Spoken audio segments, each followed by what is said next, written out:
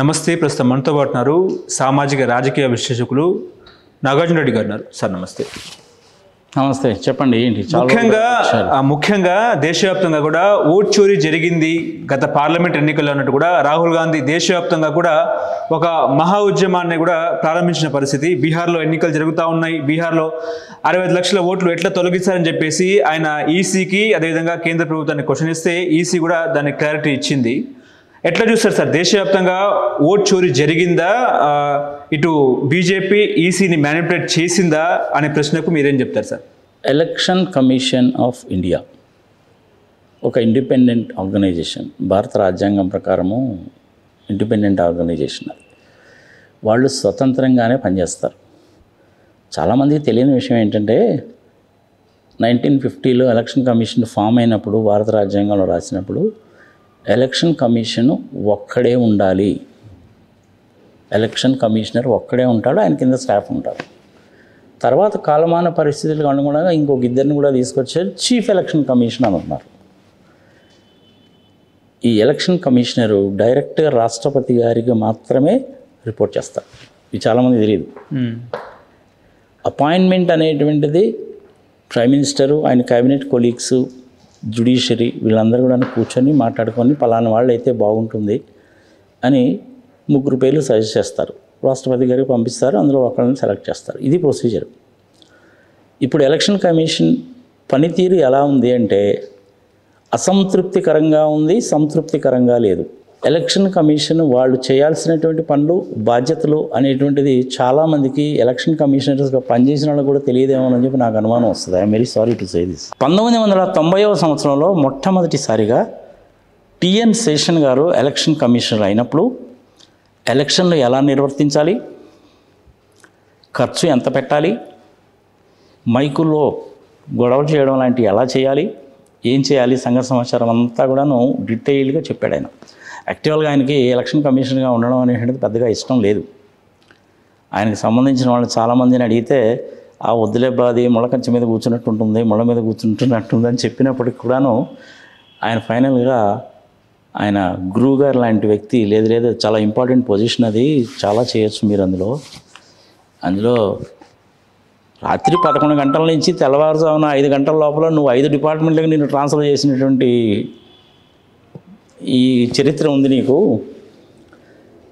అంత సిన్సియర్గా ఉంటావు, ఎవరికి తలవంచేవాడు కాదు. ఒకసారి మినిస్టర్ గారు నిన్ను ఆయన మాట కాదన్నందుకు దారి మధ్యలోనే కారులోనే దింపేసి వెళ్ళిపోయాడు.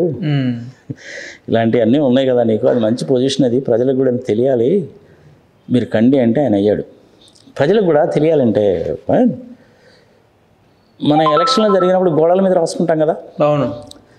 నువ్వు ఓడిపోయినా సరే గెలిచినా సరే అంతకుముందు ఆ గోడ ఎలా ఉందో మళ్ళీ ఆ గోడను అలాగే నువ్వు దాన్ని ఉంచాలి. అంటే అది వైట్ వాష్ చేస్తావా, రంగే ఇస్తావా, ఇంకోటి చేస్తావా నీ ఇష్టం. పోస్టర్లు ఎక్కడైతే అంటించారో అవి మొత్తం తీసేయాలి. అది యాక్చువల్గా కోడ్ ఆఫ్ కండక్ట్లో ఉంది, కానీ ఎవడు పట్టించుకోలే. టిఎన్ శేషన్ గారు అయిన తర్వాత ఫస్ట్ టైం ఇట్లాంటివన్నీ బయటకు వచ్చినాయి.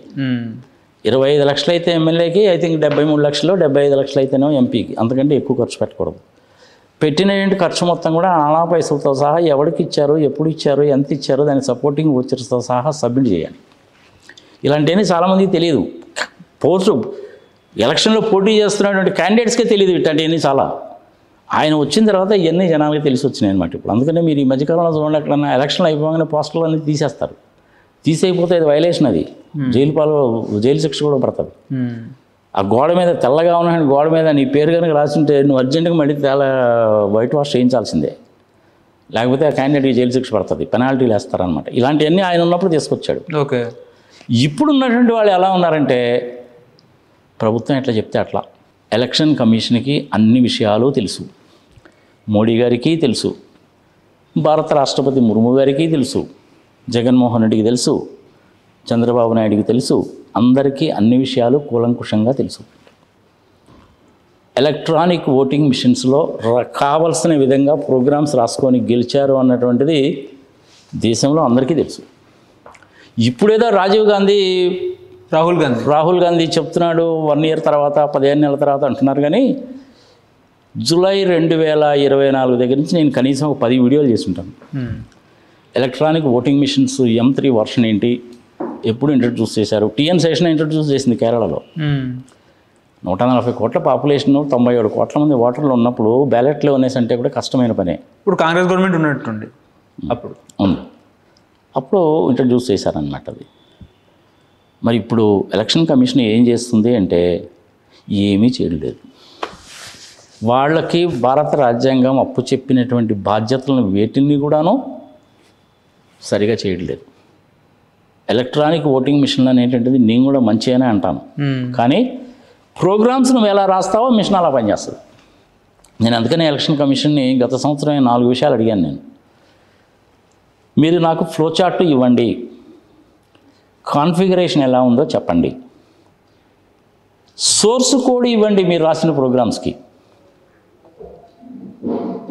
వీవీప్యాట్లు లెక్క పెట్టండి. ఇది నేను అడిగింది. 45 రోజుల వరకు ఆ మిషన్స్ అన్నీ కూడా ఇంటాక్ట్ ఉంచాలి. మిషన్ను వాడితే ఏమవుతుంది, బ్యాటరీ లెవెల్ తగ్గుతుంది, కానీ 90% 99% అయితే ఉండదుగా. అంటే అర్థం ఏంటి, మీరు మిషన్లే చేంజ్ చేశారు. ఇప్పుడు ఒక పర్టికులర్ పోలింగ్ బూత్కి ఒక మిషన్ ఇచ్చావు, ఆ మిషన్కి సీరియల్ నెంబర్ ఉంటుంది, అందులో ఒక ర్యామ్ ఉంటుంది, ఒక రామ్ ఉంటుంది, SMPS ఉంటుంది, అన్నీ ఉంటాయి. దానికి మనం నొక్కేటువంటిది అటాచ్ చేసి పెట్టుంటారు. దానికి వీవీప్యాట్ కూడా ఉంటుంది.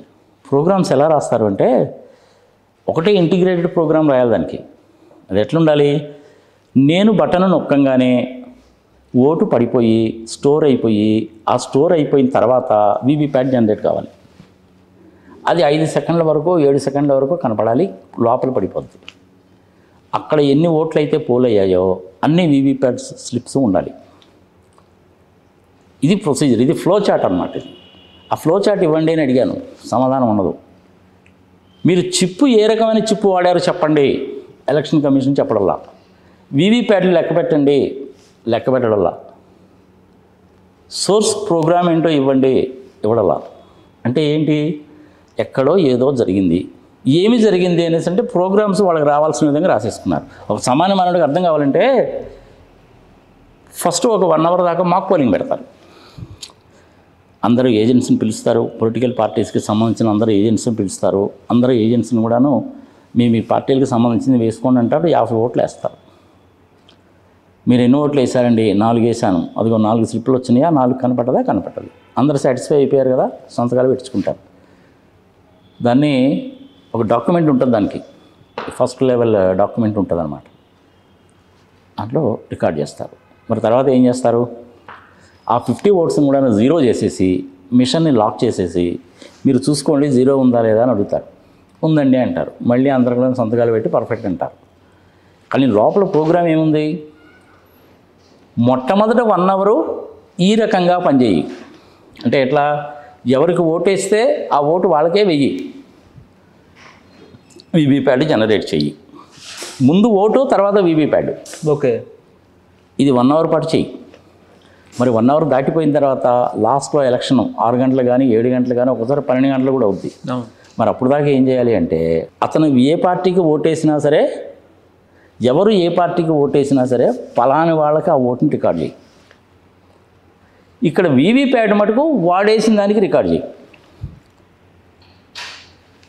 ఎవడో ఒక అభిమాని వైఎస్ఆర్సీపీకి ఓటేశాడు, కానీ ఇది తెలుగుదేశంగా ట్రాన్స్ఫర్ చేయి, లేదంటే బీజేపీకి ట్రాన్స్ఫర్ చేయి, లేదు అనేసి అంటే పవన్ కళ్యాణ్ గ్లాస్ గారికి ట్రాన్స్ఫర్ చేయి. కానీ ఇక్కడ వీవీప్యాడ్ మటుకు వైసీపీకే వెయ్యి. స్లిప్ కూడా వైసీపీ స్లిప్పే కనపడుద్ది నీకు. నేనేమనుకుంటాను, వాళ్ళు బయటకు వచ్చిన వాడు నేను వేసిన ఓటు కరెక్టే కదా నాకు కనపడింది అంటాడు, కానీ అక్కడ ఓటు ఎవరికి పోయిందా కాబట్టి వేరే వాళ్ళకి పోయింది. మరి వేరే వాళ్ళకి ఎట్లా పోవాలని చెప్పి డిసైడ్ చేయాలి ప్రోగ్రాము. అక్కడ మొత్తం కూడా ఎవరున్నారో చూడు. మొత్తం 10 మంది ఉన్నారా? ఉన్నారు. 11వ నోటా ఉంటుంది. అది స్టాండర్డ్ అన్ని మిషన్స్లో కూడా. అక్కడ ప్రోగ్రామ్ ఎలా రాస్తారంటే, ప్రతి 3 ఓట్లల్లో కూడాను 2 ఓట్లు టీడీపీకి వెయ్యి సైకిల్ గుర్తుంటాయి. సైకిల్ గుర్తు లేకపోతే గ్లాసుకి వెయ్యి, గ్లాసు కూడా లేదనుకో అప్పుడు బీజేపీకి వెయ్యి. మరి వైసీపీకి వచ్చిన ఓట్లన్నీ ఏం కావాలి, వేరే వాళ్ళకి వెళ్ళిపోతాయి. అందుకనేది 1:3 రేషియోనా 1:4 రేషియో అనేది ఈచ్ అండ్ ఎవ్రీ కాన్స్టిట్యున్సీకి డిపెండ్ అయి ఉంటుంది. ఈచ్ అండ్ ఎవ్రీ కాన్స్టిట్యున్సీకి, ఎమ్మెల్యే కాన్స్టిట్యున్సీకి, ఎంపీ కాన్స్టిట్యున్సీకి ప్రోగ్రామింగ్ రాయడం అనేటువంటిది సపరేట్గా ఉంటుంది. ప్రోగ్రామ్ రాయడం పెద్ద టైం ఏం పట్టదు, హాఫ్ అన్ అవర్లో ప్రోగ్రామ్ రాయొచ్చు. అది దాన్ని టెస్ట్ చేయడానికి 2 గంటలు పట్టదు, 1 గంట పట్టచ్చు అంతే. మిషన్స్ అనేటువంటి కామన్, ప్రోగ్రామ్ మటుకు వేరీ అవుతుంది. కానీ ఇక్కడ ఏం చేశారంటే లాస్ట్ టైము ఆంధ్రప్రదేశ్లో, ఒరిస్సాలో, మొన్న మహారాష్ట్రలో, హర్యానాలో ఇక్కడంతా ఏం చేశారంటే ప్రోగ్రాములు వాళ్ళకి గెలవడానికి అనుకూలంగా రాసుకున్నారు. మీరు ఏ టైప్ ఆఫ్ చిప్ ఉపయోగించారు చెప్పండి అంటే చెప్పరే. చిప్స్లో చాలా రకాలు ఉంటాయి. ఇప్పుడు 1960లో అయితే లాజిక్ చిప్ అని ఉండేది ఐబిఎం వాళ్ళది. ఇప్పుడు కొత్తగా వచ్చిన చిప్స్ అనేటువంటి చాలా రకాల చిప్స్ ఉన్నాయి. అప్లికేషన్ స్పెసిఫిక్ లాజిక్ చిప్ ఉంటుంది, electrically erasable rewritable program memories ఉంటాయి, అదొక చిప్. అది ఎస్ఓఎస్ అనే ఒక చిప్ ఉంటుంది, సిస్టమ్ ఆన్ చిప్ అంటారు. ఇట్లా రకరకాల చిప్స్ ఉన్నాయి. ఏ చిప్ వాడావు అనేటువంటి దాన్ని బట్టి చెప్పండి అంటే ఎలక్షన్ కమిషన్ చెప్పదు. 60 లక్షల మిషన్లు కొన్నారా, 40 లక్షల మిషన్లు కొన్నారా చెప్పండి అంటే చెప్పదు. గట్టిగా కనుక మనం మాట్లాడితే అర్బన్ నక్సలైటు, రూరల్ మావోయిస్టు, టుగుడే గ్యాంగు, దేశద్రోహి అని అంటారు. కేసులు పెడతారు. ఏం చేస్తారు? ఎలక్షన్ కమిషన్ వాళ్ళు చేయాల్సిన పని చేయడం లేదు. లాస్ట్ టైం ఉన్నటువంటి ఎలక్షన్ కమిషనర్ అంతే, ఇప్పుడు ఉన్నటువంటి ఎలక్షన్ కమిషనర్ అంతే. లాస్ట్ టైం ఉన్నటువంటి ఆయన ఈ పాపాలన్నీ కడిగేసుకోవడానికి హిమాలయాలు పోతున్నానని చెప్పి ఆయన కూడాను ప్రెస్ మీట్ పెట్టి చెప్పాడు. ఇప్పుడు ఈయన కూడాను ప్రెస్ మీట్ పెట్టి మనం చెప్పాడు. అడిగిన దానికి దేనికి సమాధానం చెప్పలేదు. ఏదో మీటింగ్ పెట్టాలి కాబట్టి పెట్టాడు. అసలు యాక్చువల్గా మీటింగ్ పెట్టాల్సిన పని కూడా లేదు. అదే పనిగా అంటున్నారు అని చెప్పి ఉద్దేశంతో మీటింగ్ పెట్టాడు. మరి దీనికి సొల్యూషన్ ఏంటి అంటే బ్యాలెట్ పేపర్ పెట్టడమా, ఎలక్ట్రానిక్ ఓటింగ్ మిషన్సా? ఎలక్ట్రానిక్ ఓటింగ్ మిషన్స్ అనేవి చక్కగానే పనిచేస్తాయి, మిషన్స్ చక్కగానే పనిచేస్తాయి. కంప్యూటర్కి ఏం తెలుసా? కంప్యూటర్కి తెలిసింది 2 విషయాలు, 0, 1 ఈ 2 మాత్రమే తెలుసు. 0 అంటే ఆఫ్, 1 అంటే ఆను, ఈ 2 మాత్రమే తెలుసు కంప్యూటర్. ఇంక వేరేది ఏది తెలియదు. ఈ ప్రోగ్రామ్స్ అన్నీ కూడా 0s and 1s ఉంటాయి అంతే. బైనరీ కోడ్ సిస్టమ్ అంటారు దాన్ని, 2 to the power of n అంటాం మనం. బైనరీ కోడ్ సిస్టమ్ అంటే అది ఇప్పుడు ఫాలో అవుతున్నాం. దాని ప్రకారం అది కంప్యూటర్ ప్రోగ్రామ్స్ అనేది పనిచేస్తాయి. నువ్వు ప్రోగ్రామ్ ఏ విధంగా రాస్తే కంప్యూటర్ ఆ విధంగా పనిచేస్తాయి. ప్రోగ్రామ్ రాయడం అనేటువంటిది హ్యూమన్ బీయింగ్స్ చేసేదే, మనుషులు చేసేదే. ఇలాంటి తప్పుడు ప్రోగ్రామ్స్ రాసేవాళ్ళని ఏమంటారంటే క్రిమినల్ హ్యాకర్స్ అంటారు. హ్యాకర్స్లో 2 రకాలు ఉంటారు, క్రిమినల్ హ్యాకర్స్, ఎథికల్ హ్యాకర్స్ అని ఉంటారు. ఈ ఎథికల్ హ్యాకర్స్ అనే వాళ్ళని ఇన్కమ్ ట్యాక్స్ డిపార్ట్మెంట్ వాళ్ళు, సిబిఐ వాళ్ళు, జిఎస్టీ వాళ్ళు, వాళ్ళకి ఎక్కడన్నా ఇన్కమ్ ట్యాక్స్ రైడ్ చేయాలన్నా అనుమానం వచ్చినా ఈ క్రిమినల్ ఎథికల్ హ్యాకర్స్ని ఉపయోగిస్తే కంపెనీ వాళ్ళు ఏమనుకుంటారంటే ఇన్కమ్ ట్యాక్స్ రైడ్ జరుగుతుందంట మన మీద అనుకుంటే ఇమీడియట్గా ఆ హార్డ్ డిస్క్లన్నీ తీసేయడము, సంగతి సమాచారం చేస్తారు. నువ్వు హార్డ్ డిస్క్ తీసేసుకొని ఎత్తుకుపోయినా కానీ వాడు అడిగితే హార్డ్ డిస్క్ ఇవ్వాల్సిందే. ఫైల్స్ అనేది నేను డిలీట్ చేశానని నువ్వు అనుకుంటావు, అవి డిలీట్ కావు. కంప్యూటర్లో ఒక్కసారి నువ్వు డేటా ఎంటర్ చేస్తే దాన్ని తగలబెడితే కానీ ఆ డేటా ఎక్కడికి పోదు. కానీ నువ్వేమనుకుంటున్నావు, నీ స్క్రీన్ మీద కనపడలేదు కానీ డేటా నేను డిలీట్ చేశాను అనుకుంటున్నావు. కాదు, డేటా ఉంటుంది. మన బ్రెయిన్ ఎలా పనిచేస్తుందో కంప్యూటర్ మెమరీ కూడా అలాగే పనిచేస్తుంది. ఆ డేటా రాహుల్ గాంధీ అడిగితే మేము మా దగ్గర లేదు, మేము ఇవ్వమని చెప్పేసి సీసీ ఫుటేజ్లు, వీడియోలు కూడా ఇవ్వమని చెప్పారు. అంత అవసరం ఏముంటుంది అసలు? అడిగినప్పుడు చెప్పాలి కదా. చెప్పడంలో ఇవ్వడం. ఇప్పుడు బాలినేని శ్రీనివాసరెడ్డి గారు 5 లక్షల రూపాయల డబ్బులు కట్టి 12 బూతులకి సంబంధించిన వాటి వీవీప్యాడ్లో లెక్క పెట్టండి అని అన్నాడు ఆయన. నువ్వు డబ్బులు వెనక్కి తీసేసుకో, లేకపోతే చాలా సీరియస్గా ఉంటుంది వ్యవహారం అని ఆయన బెదిరించినంత పని చేశారు. ఈ వైసీపీ వాళ్ళు ఆయన సపోర్ట్ చేయలేదు, ఆయన పోయేమో జనసేనలో జాయిన్ అయ్యాడు. ఇదే ఎలక్షన్లో జరగాల్సిన పద్ధతి. సోర్స్ కోడ్ ఇవ్వడానికి ఏంటి నీకు బాధ? వీవీప్యాడ్స్ లెక్క పెట్టడానికి నీకు బాధ ఏంటి? 2019లో ఎలక్షన్లు జరిగి చంద్రబాబు నాయుడు గారు ఓడిపోయి 23 సీట్లే వచ్చినప్పుడు ఆయనే సుప్రీంకోర్టుని అడిగాడు వీవీప్యాడ్లు 50% వీవీప్యాడ్స్ లెక్క పెట్టండి అని. అప్పుడు సుప్రీంకోర్టు వాళ్ళు ఏం చేశారంటే 50% లెక్క పెట్టడం అంటే చాలా కష్టం అవుతుంది కాబట్టి 5% లెక్క పెట్టండి, మీరు కోరుకున్నటువంటి బూత్లో మీరు కోరుకున్న కాన్స్టిట్యున్సీస్లో 5% వీవీప్యాడ్స్ లెక్క పెట్టండి, వచ్చిన రిజల్ట్తో కంపేర్ చేయండి అని చెప్పారు. మరి చేయలేదుగా, అప్పుడు చేయలేదు, ఇప్పుడు చేయలేదు. ఎలక్షన్ కమిషను పని చేయాల్సిన విధంగా పనిచేయడం లేదు, అన్నీ కూడాను తప్పుడు పనులు చేస్తున్నారు. అడిగిన దానికి ఒక్కదానికి కూడాను సమాధానం లేదు. దీనికి సొల్యూషన్ ఏమిటి అనేసి అంటే ప్రజల్లో ఇప్పటికే అనుమానాలు చాలా పెరిగిపోయినాయి. మొన్న ఎక్కడో స్టాటిస్టికల్ ఇన్ఫర్మేషన్ చూశాను నేను. అది 2%, 3% అసంతృప్తిగా ఉన్నటువంటి జనాలు, ఈసీ సరిగా పనిచేయట్లేదని చెప్పిన జనాలు ఇప్పుడు ఇది రోజుకి పెరుగుతుంది. మొన్న ఎప్పుడు 4-5 రోజుల కింద చూస్తే 22% ఉంది. అది ఇప్పుడు మరి 30% అయిందో 35% అయిందో తెలియదు.